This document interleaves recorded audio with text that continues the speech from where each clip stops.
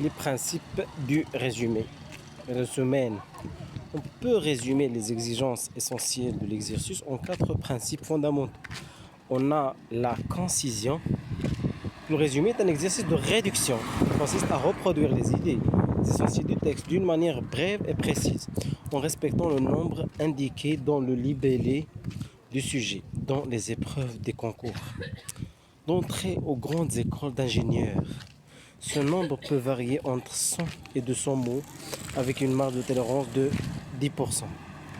Pour des textes allant de 700 à 1400, ce qui correspond à une réduction du texte de 1 à 7 environ. Le respect du nombre de mots n'est pas une formalité ou une indication facultative ou approximative, mais une condition inhérente à l'épreuve qui doit être strictement observée. Donc le principe de la concision. On a le principe de l'objectivité. Attention à ce principe-là. Être objectif, c'est se concentrer sur l'objet considéré et bannir toute intervention du sujet, du moi, de la subjectivité.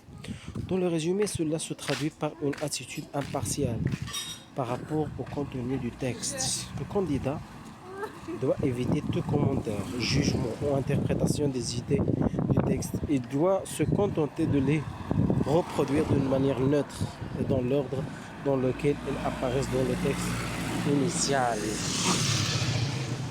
Attention, ça c'est l'objectivité. La fidélité. Être fidèle au texte, c'est manifester une honnêteté intellectuelle qui interdit de trahir les propos de l'auteur. La fidélité au texte se mesure à plusieurs niveaux. Ne pas déformer la pensée de l'auteur, ne rien ajouter ou ne rien retrancher aux idées exprimées dans le texte. Respecter le raisonnement de l'auteur. Respecter le raisonnement de l'auteur et tâcher de reproduire la structure du texte le plus fidèlement possible. Respecter le système d'énonciation adopté par l'auteur. Quand la première personne est dominante dans le texte, le résumé sera écrit à la première personne en adoptant le pronom je. Si c'est la troisième personne qui domine, c'est le cas le plus fréquent. Le candidat écrira son texte à la troisième personne. Bref, le candidat doit faire comme s'il était l'auteur et donc adopter la même posture d'énonciative que lui. La reformulation. Le candidat doit chercher à reproduire les idées principales du texte en s'éloignant le plus possible de l'expression de l'auteur. Autrement dit, le résumé doit être écrit dans une langue personnelle. Il convient donc de faire un effort de reformulation par la recherche des synonymes et des expressions équivalentes.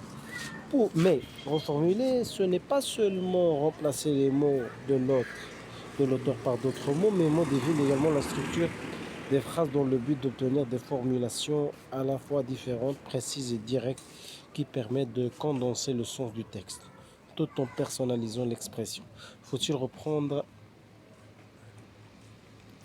les mots du texte? Se demande souvent le candidat. La réponse est oui. On peut évidemment reprendre des mots clés du texte qui appartiennent au vocabulaire général quand cela est nécessaire.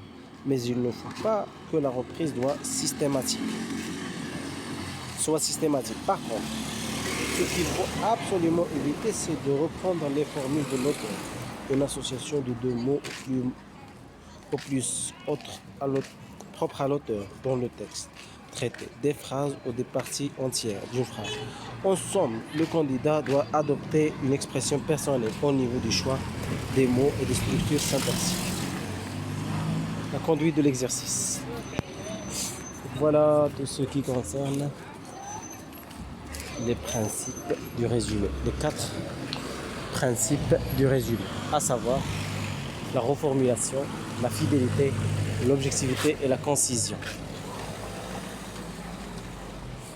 Je répète, la reformulation, la fidélité, l'objectivité et la concision.